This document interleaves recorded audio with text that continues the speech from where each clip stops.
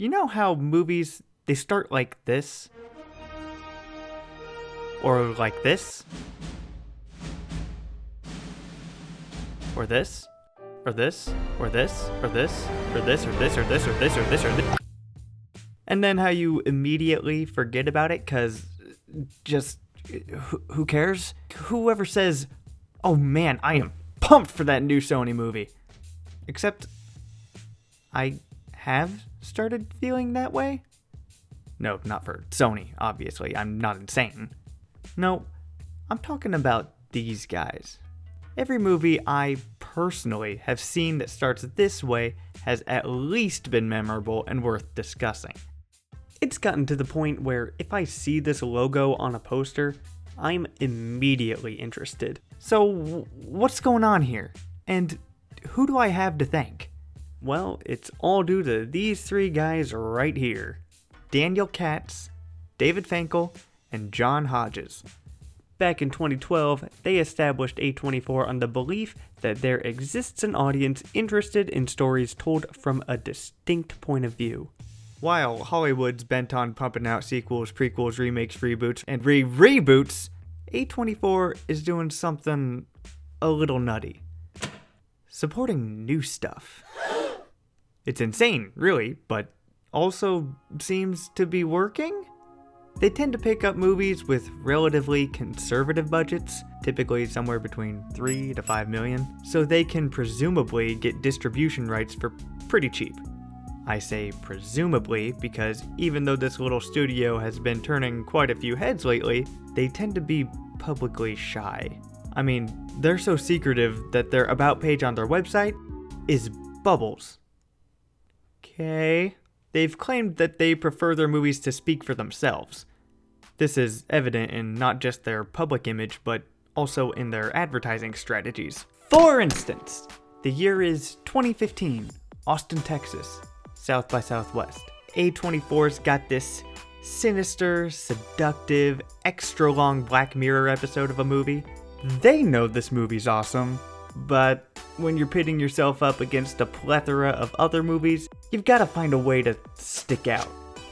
Sure, they could go the conventional route, posters, flyers, and whatnot, or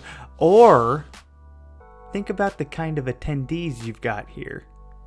Probably kind of nerdy, techie guys coming to a festival to support a kind of geeky interest, and a good amount of them are probably single.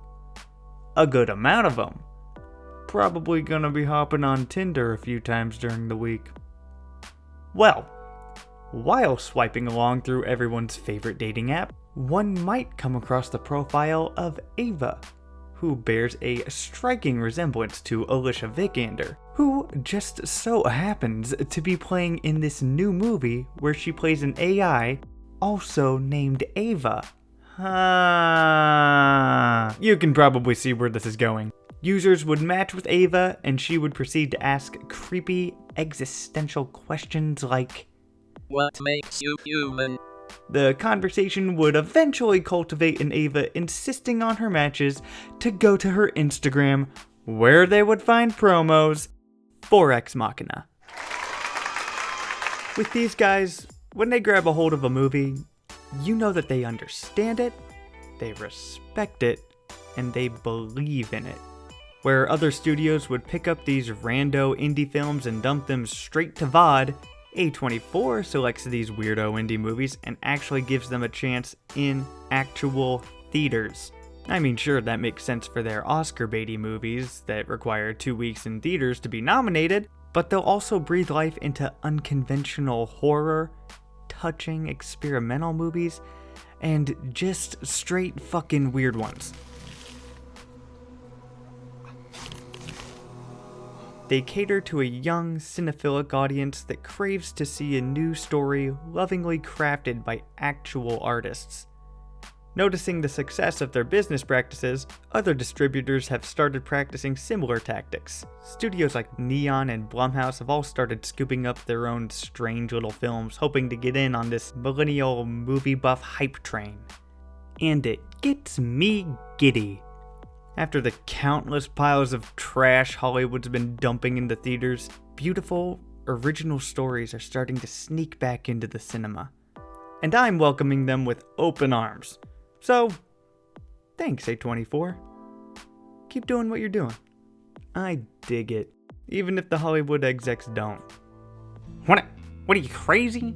Are you nuts? People don't want silly ghosts. They want to watch Spider-Man and Sad Superman and Boomerang Man. People say they want new stuff, but the people don't know what they want. People know Star Wars, so they want to see Star Wars. Not some weirdo hipster crap that makes them think. Big and dumb. That's what people want. Big and dumb. You're right.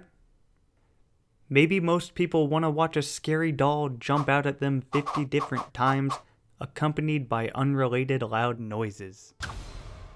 Maybe most people want to see blue lasers shoot in the sky at least 3 times a year.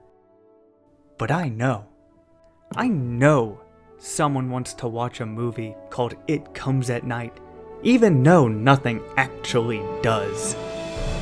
I know someone out there wants to see Paul Dano ride Daniel Radcliffe's corpse like a jet ski being propelled by his farts.